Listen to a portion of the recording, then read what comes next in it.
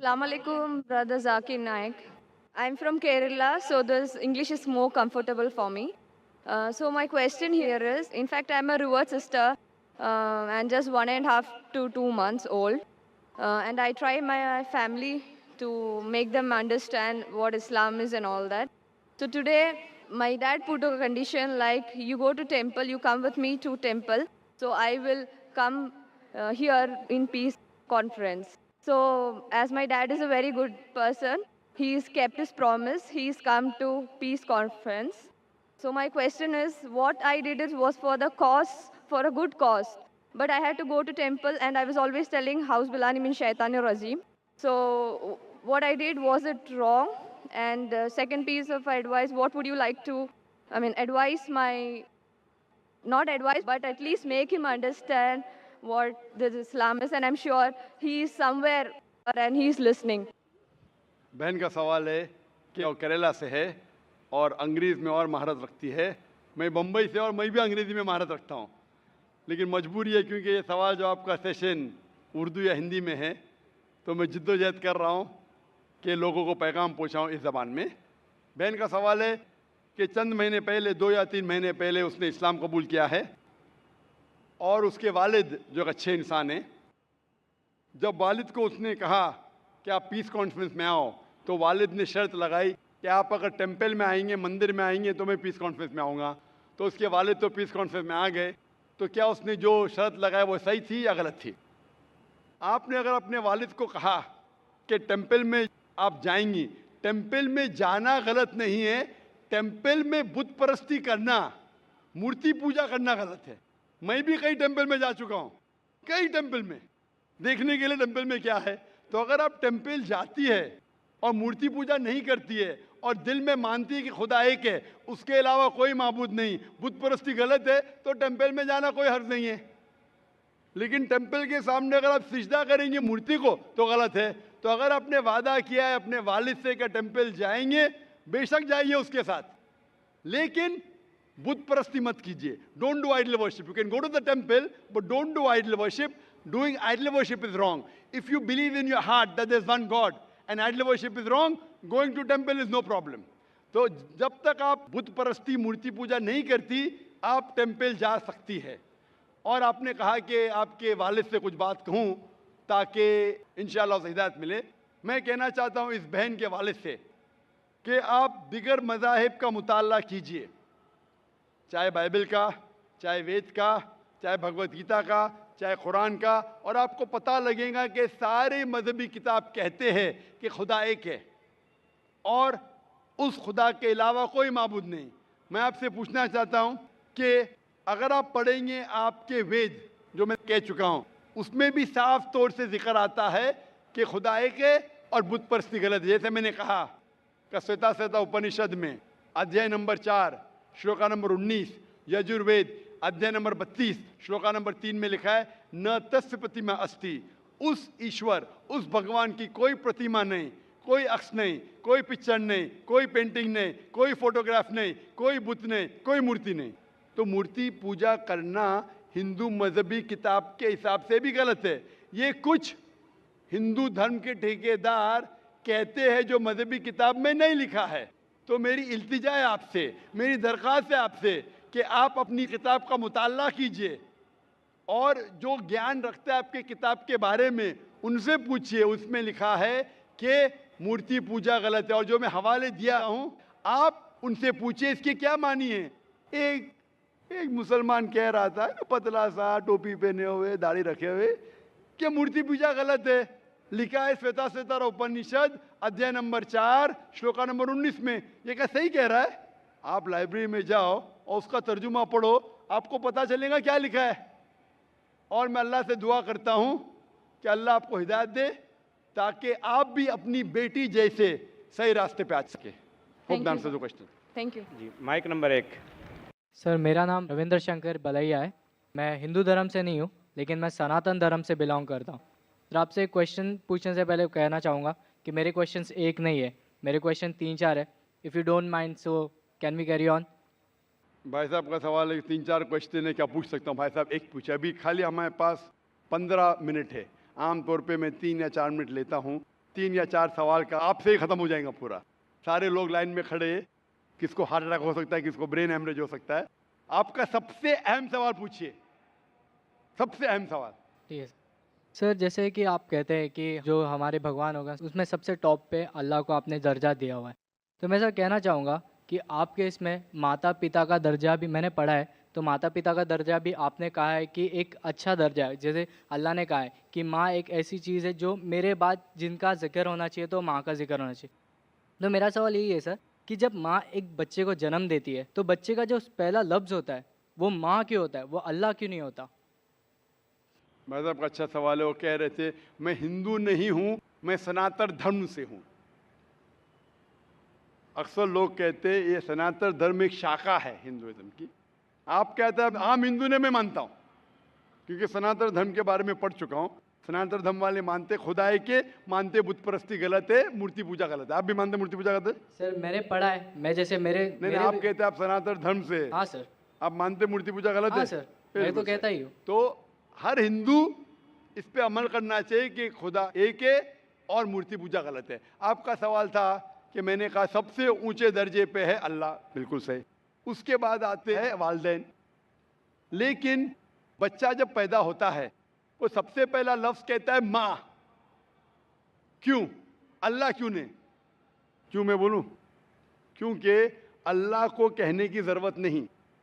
मैंने कह चुका हूं, हमारे आखिरी पैगंबर मोहम्मद सल्लल्लाहु अलैहि वसल्लम कहते हैं हर इंसान जब पैदा होता है, चाहे हिंदू खानदान में, ईसाई खानदान में, यहूदी खानदान में, वो पैदा होता है मुस्लिम जैसा। मतलब अपनी जिंदगी अल्लाह के अहकाम के हिसाब से मुताबिक बसर करता है। वो अल्लाह जानता है, अल्लाह को लफ्ज की जरूरत नहीं, आप और मुझे जरूरत है, अल्लाह जानता है।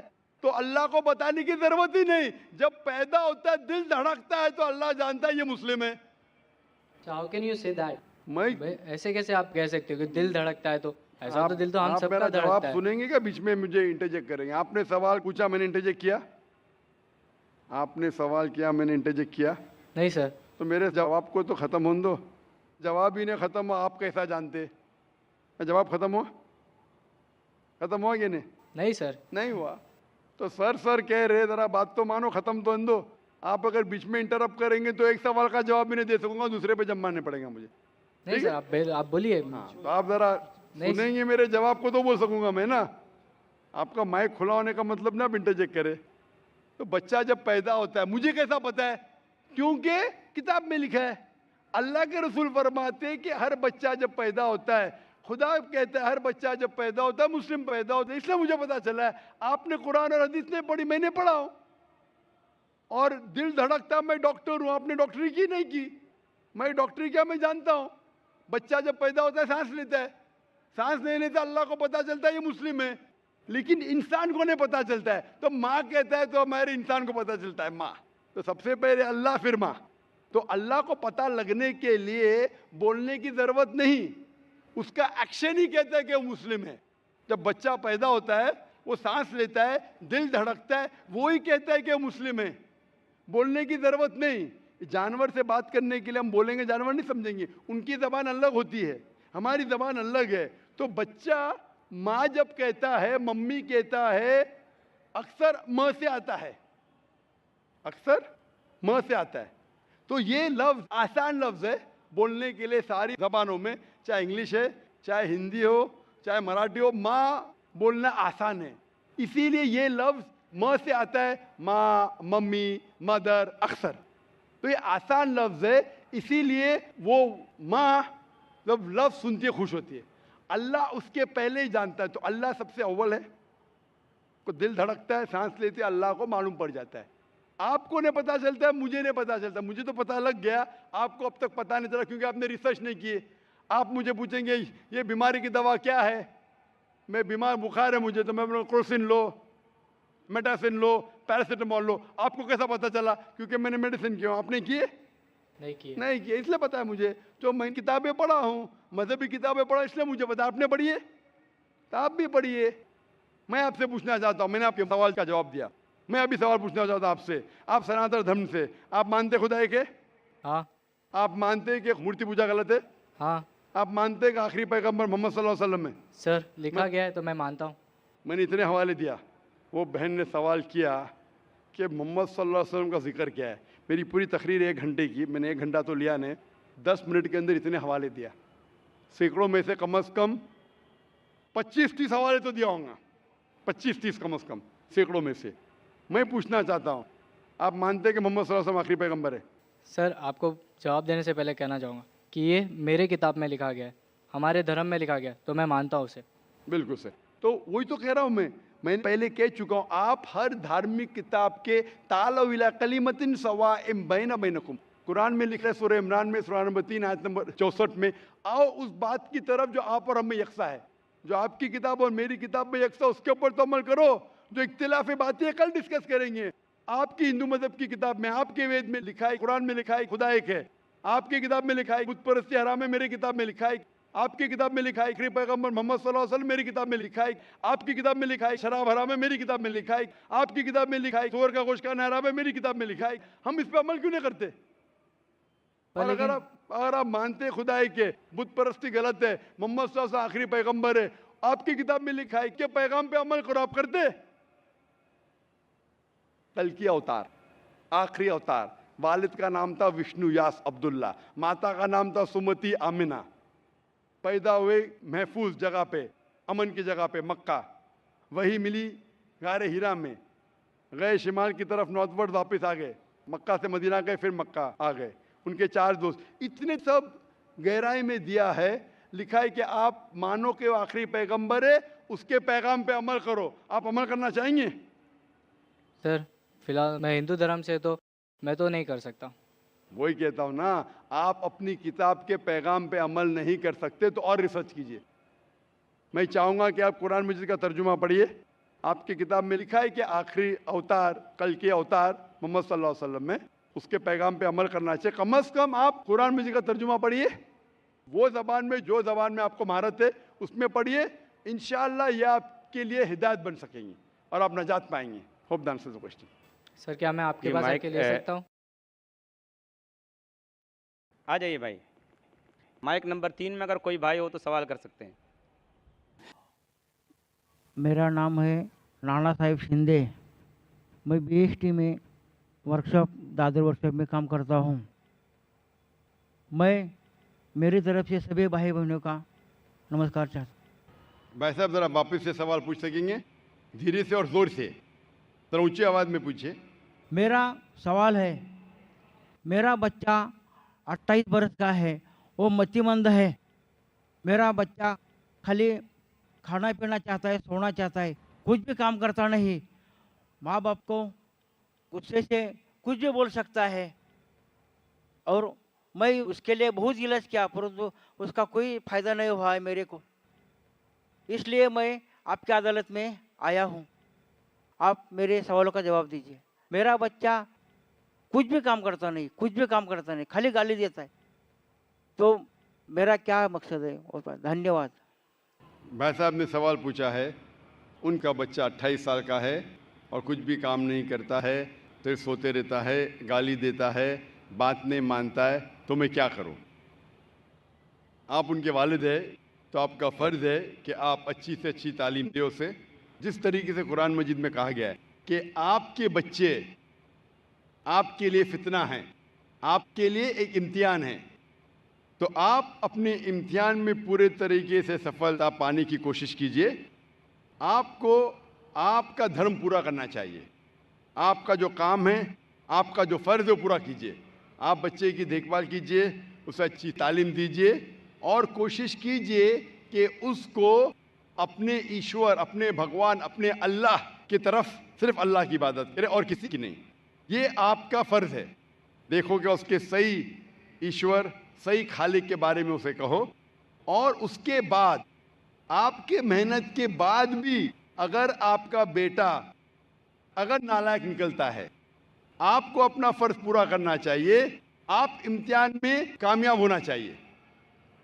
टीचर बच्चे को पढ़ाती है, क्लास में पढ़ाने के बावजूद अगर बच्चा फेल होता है तो इसमें टीचर की गलती नहीं। अगर टीचर बराबर से नहीं पढ़ाती और फिर बच्चा फेल होता है तो गलती है टीचर की।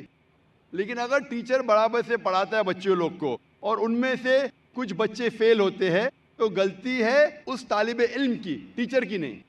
उसी तरीके से आप उनके वालिद हैं, आप और आपकी बीवी उसे सही तालीम देना चाहिए उसके ईश्वर के बारे में। क्या ईश्वर एक है, ईश्वर के अलावा किसी की इबादत नहीं करना चाहिए और आखिरी पैगंबर को मानना चाहिए। ये आपका फ़र्ज़ है कि आप उसे सिखाएं। उसके बाद अगर वो बदतमीज़ी करता है, आपकी बात नहीं मानता है, आप अपना काम कर चुके, उसके बाद जिम्मेदार नहीं रहेंगे। आपको फिर भी उससे अच्छे से पेश आना चाहिए क्योंकि आप उसके वालिद हैं और आपको इंशाल्लाह सफलता मिलेगी ज़िंदगी में। और हम दुआ करते हैं कि अल्लाह सुब्हाना व तआला ईश्वर आपके बच्चे को भी हिदायत दे और समझ दे ताकि वो अच्छी ज़िंदगी बसर कर सके। Hope the answer the question. जी, माइक नंबर 2 में जो भाई खड़े हैं वो सवाल करें। अस्सलाम वालेकुम रहमतुल्लाहि व बरकातुहू। जाकिर भाई, एक्चुअली मैं पिछले 2 साल से पीस टीवी देख रहा हूँ। मुझे घर में टोटली बैन कर दिया है पीस टीवी देखने की वजह से। मुझे पीस टीवी देखने नहीं देते और मैं छुपके से आपकी सीढ़ी भी देखता हूँ और छुपके से नमाज भी पढ़ता हूँ। तो मैं आज इस्लाम कबूल करना चाहता हूँ। मेरा नाम अमर दुबे है, प्रॉपर मैं सोलापुर से हूँ। आपका नाम क्या है? वोडाफोन नाम अमर दुबे। अमर दुबे। यस भाई साहब अमर दुबे शोलापुर से है और कह रहे हैं कि 2 साल से वो पीस टीवी देख रहे चुपके चुपके। चुपके चुपके देखने का ये हाल है तो खुला देखने का क्या हाल होगा। और भाई साहब ने कहा कि घर के लोग ने पीस टीवी बैन कर दी है, फिर भी 2 साल से देख के मेरे तकरीर देख के मुतासर होके आज वो इस्लाम कबूल करना चाहता है। मैं आपसे पूछना चाहता हूँ कि आप एक खुदा एक अल्लाह में मानते हैं? ऑफ कोर्स मानते? यस आप मानते हैं कि अल्लाह के अलावा कोई माबूद नहीं? बेशक आप मानते हैं कि बुत परस्ती गलत है, मूर्ति पूजा गलत है? गलत है। आप मानते? आप मानते हैं कि मोहम्मद सल्लल्लाहु अलैहि वसल्लम अल्लाह के आखिरी पैगंबर है? Yes of course. माशाल्लाह। आपको कोई भी इस्लाम कबूल करने के लिए ज़बरदस्ती कर रहा है? बिल्कुल नहीं। आप अपनी खुद की ख्वाहिश से कबूल करना चाहते हैं? यस बिल्कुल, पूरे होश और आवाज़ में। कोई भी दबाव, माली दबाव, फिजिकल प्रेशर? कुछ भी नहीं। क्योंकि ज़बरदस्ती किसी को कोई धर्म कबूल कराना इस देश में हराम है और इस्लाम में भी किसी को ज़बरदस्ती मुसलमान बनाना गलत है। लेकिन अगर कोई अपनी खुद मर्जी से इस्लाम कबूल करना चाहता है, ना मैं ना ये देश आपको रोकता है, क्योंकि हमारे इंडियन कॉन्स्टिट्यूशन में साफ लिखा है, इतनी बड़ी डेमोक्रेसी होने के बावजूद अल्हम्दुलिल्लाह इस डेमोक्रेसी में कॉन्स्टिट्यूशन में लिखा है कि every Indian citizen has a right to preach, practice and follow his religion. मतलब कोई भी नागरिक है, कोई भी हिंदुस्तानी को हक है कि अपना मनपसंद धर्म के ऊपर अमल करे और उसका प्रचार कर सके। तो अगर आप अपनी ख्वाहिश से कबूल करना चाहते तो आपको कोई नहीं रोक सकता है। आप पे कोई भी ज़बरदस्ती नहीं हो रही भाई साहब। कोई भी नहीं। इंशाअल्लाह मैं अरबी में कहूँगा और आप उसको दोहरा सकते हैं। अशहदु अशहदु अल्लाह अल्लाह इलाहा इलाहा इल्लल्लाह इल्लल्लाह व अशहदु व अशहदु अन्ना अन्ना मोहम्मदन मुहम्मदन अब्दुहु अब्दुहु व रसूलुहु। व रसूलुहु।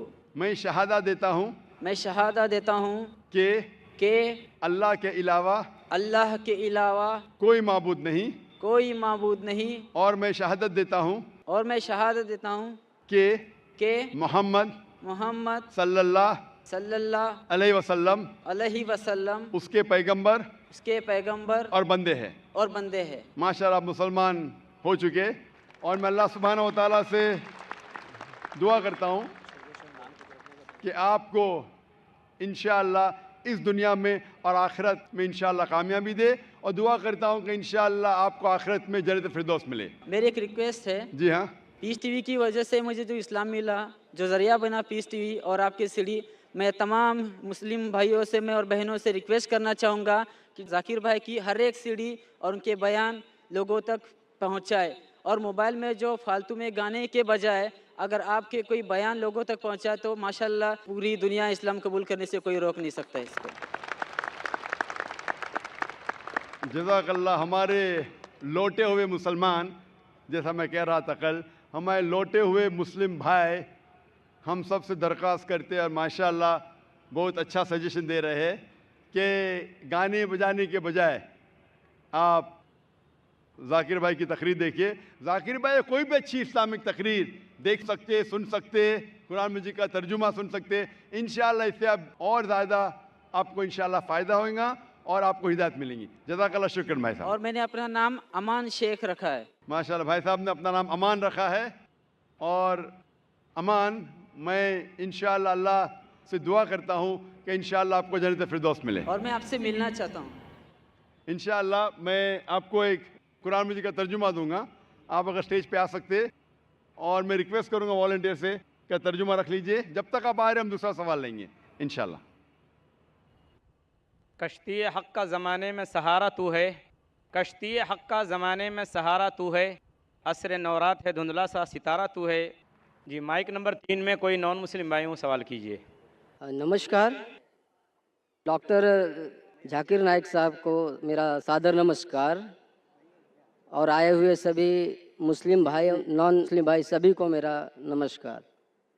सबसे मेरा सवाल यह है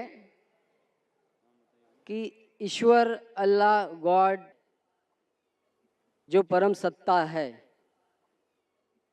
वह किसी जात, मजहब, भेष, किसी स्थल का मोहताब नहीं है। वह ज़र्रे ज़र्रे में है। कहते हैं, हिंदू भी कहते हैं कि ईश्वर कण कण में है। मेरी उम्र वैसे तो अभी 49 की है, लेकिन मैं एक स्कूल में अब दाखला लिया हूँ, जिसमें अब मैं बड़ा शिशु का ग्रहण कर रहा हूँ। अभी बड़ा शिशु में हूँ। तो वहाँ पर इस खुदा का जिक्र भी किया गया और उसका दर्शन भी कराया गया। कहते हैं कि सही मुसलमान वही है जो इस मुसल्लम को जाना है, देखा है, जो यहाँ नहीं सर्वत्र है। इंग्लैंड, अमेरिका, पाकिस्तान, सारा जहाँ जो है वही ईश्वर, अल्लाह, गॉड है।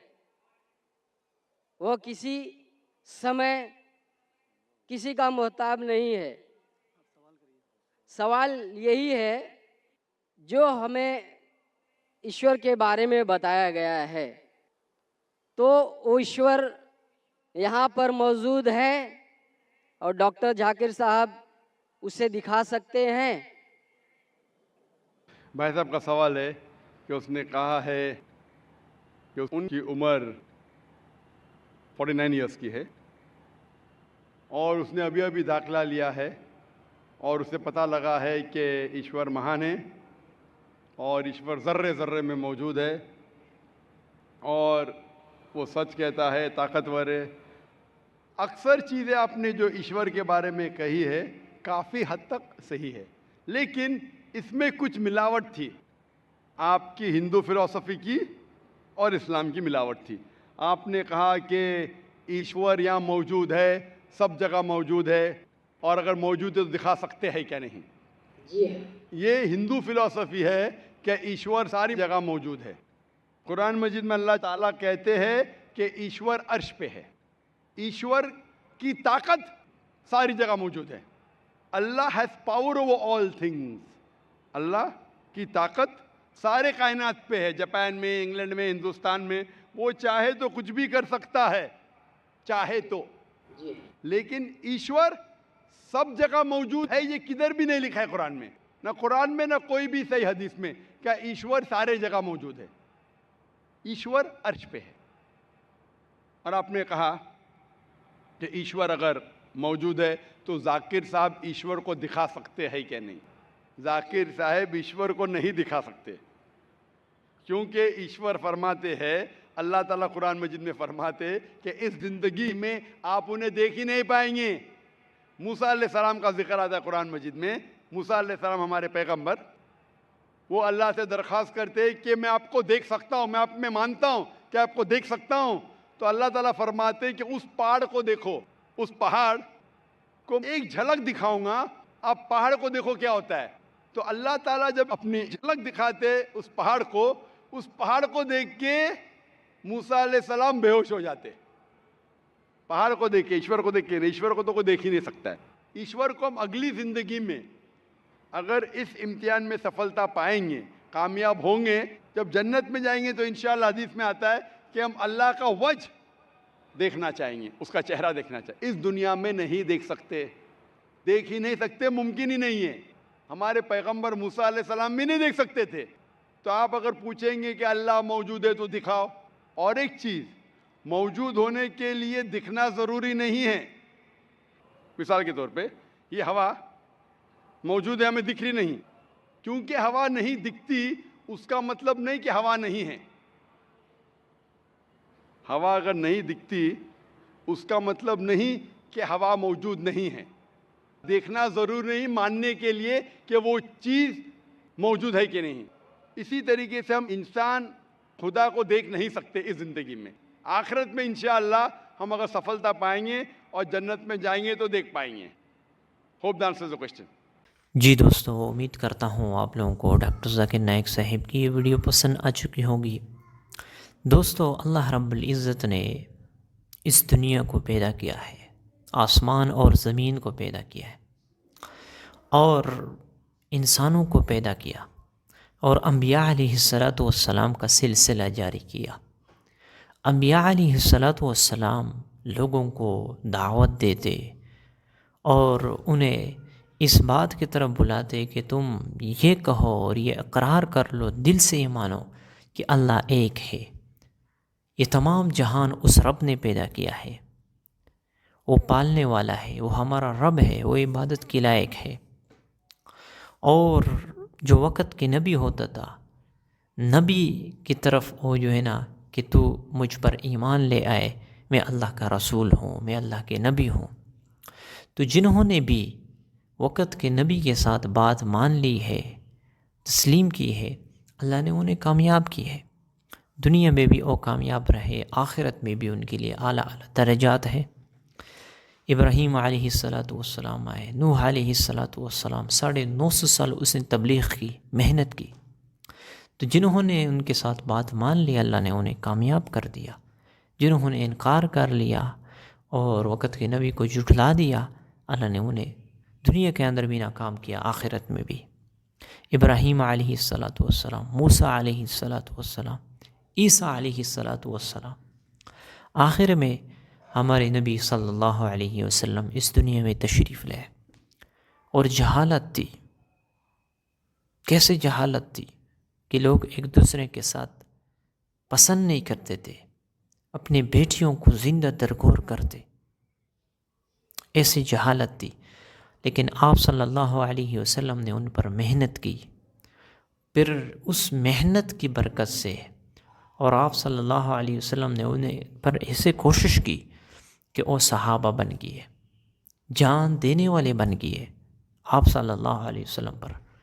और उन्हें ये टाइटल मिला रदियल्लाहु अन्हुम व रदू अन्हु, कि अल्लाह रब्बुल इज़्ज़त उनसे खुश हुए और अल्लाह से खुश हुए। क्यों? अब ये उन्हें ये कामयाबी क्यों मिली? सहाबा को कामयाबी क्यों मिली?